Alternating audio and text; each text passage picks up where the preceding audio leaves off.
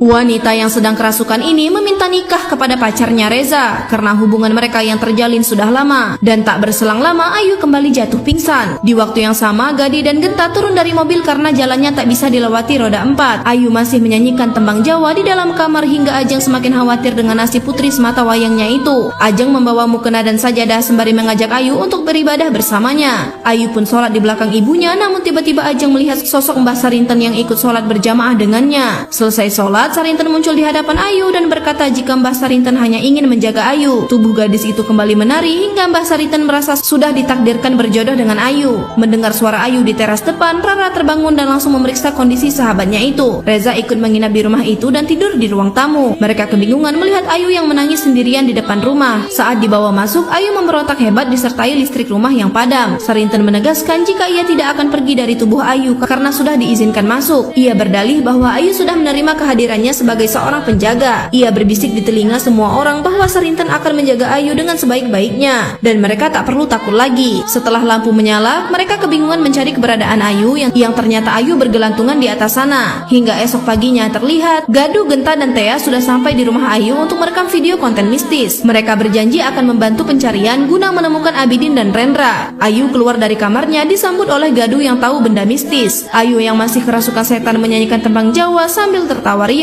Gadu memperkenalkan dirinya seraya mengungkapkan keperluannya datang ke tempat itu. Sarinten pun merespon dengan sopan sebagaimana Gadu berbicara santun padanya. Sarinten berpesan agar Tea menjaga sikapnya selama berada di kampungnya itu. Setelah berbincang, Sarinten pun pamit pergi. Malamnya Pak Gito membawa Gadu dan teman-temannya untuk menginap di rumah kosong yang dititipkan pada Pak Gito. Setelah memberikan kuncinya, Pak Gito pun pamit pergi. Genta menasehati Tea untuk menjaga mulut agar penunggu di rumah itu tidak marah. Hingga di waktu yang sama terlihat Ajeng gelagapan mencari Ayu yang tidak ada di dalam rumah. Rara berlari menjemput Gadu yang sedang menikmati makan malam. Akhirnya mereka mencari keberadaan Ayu di tengah kegelapan. Tea sempat ketinggalan karena merapikan tali sepatu. Saat Gadu menyadari Tea ada di belakang, gadis itu ikut hilang entah kemana. Padahal Tea berlari ke depan menyusul Genta dan Gadu, namun sama sekali tidak bertemu di perjalanan. Genta, Gadu dan Rara terpaksa mengambil jalan lain untuk mencari Tea. Mereka berhenti saat mencium harum semerbak bunga melati. Gadu langsung meminta maaf atas kesalahannya jika memang gadis itu berbuat salah. Tak berselang lama terdengar suara Tea memanggil dari kejauhan. Mereka lari menuju sumber suara. Namun Tea justru bertemu dengan Ayu yang menyeramkan. Gadu, Genta dan Rara langsung menolong Tea yang ketakutan di bawah pohon. Tea menuju ke dahan yang tinggi sembari berkata jika Ayu duduk di dahan itu. Naasnya sosok Ayu sudah menghilang dari tempat tersebut. Ternyata gadis itu sedang menari dan menyanyi sendirian di kuburan desa. Gadu berusaha untuk membangunkan Ayu dari kerasukan dan membawanya pulang. Hingga paginya terlihat Gadu bersama teman-teman pergi ke sungai Watu Kandang. Rara menjelaskan semua yang terjadi pada saat syuting. Sementara Tea sibuk mengambil gambar dan video. Di bawah batu besar, Mbah Di sibuk bertapa dengan dupa dan kemenyan. Gadu duduk di depan pria itu sembari memperkenalkan diri. Mbah Di menjelaskan jika Watu Kandang adalah tempat yang sakral di desanya. Manusia harus bersih hatinya dari pikiran kotor. Tiba-tiba adegan langsung berganti malam. Gadu meminta Rara untuk mengantar pergi ke rumah Mbah Di. Tea memisahkan diri karena hendak mengambil kamera di rumah. Ayu terlihat masih menari di dalam rumah hingga melukai orang tuanya sendiri.